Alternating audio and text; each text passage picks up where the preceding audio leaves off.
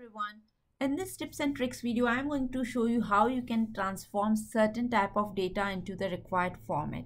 So I am on my VS Code and here I have created a sample CSV which is holding just 3 records. Let's have a quick look at how this looks like.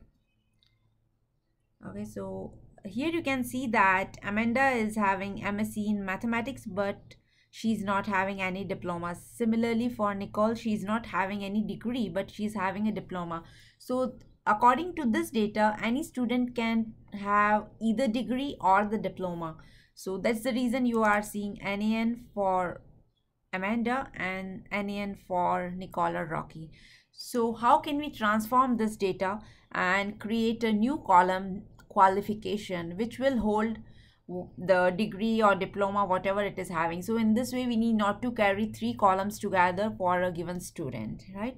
So let's have a quick look at this. So the very first thing we need to do is we need to introduce a new column, let's say qualification, and here we need to update or tweak our data frame. So for tweaking the data frame, I am saying columns, and inside column I need to consider all the columns starting from index 1 because degree is at index 1 and student name it as 0.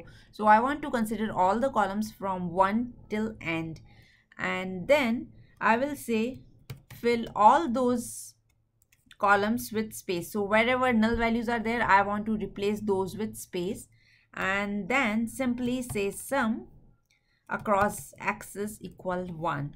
So if you're not aware, axis is the parameter which is used when you want to perform certain operations only on columns or on rows. So axis 0 represents horizontal way, or you can say rows, and axis equal to 1 represents the columnar form. So for here we will go with axis 1, and once this is done, let's have a quick look how it looks like first. So I will get it printed, and you can see that here we have an additional column which is having 3 values. Now we want to get rid of these 2 columns, degree and diploma, because it doesn't make any sense as we are already having an aggregated column.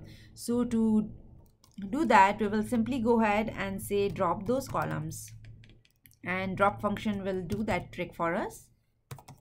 I would say columns, and therein I need to pass the list of all the columns which I need to drop. So diploma, and here we go. So let's comment out this line as we don't need,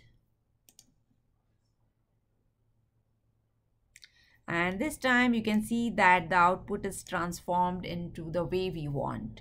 So this is just a quick trick how you can manipulate your data, how you can tweak your data to show in the way we want. I hope you enjoyed this short video, and thanks for watching.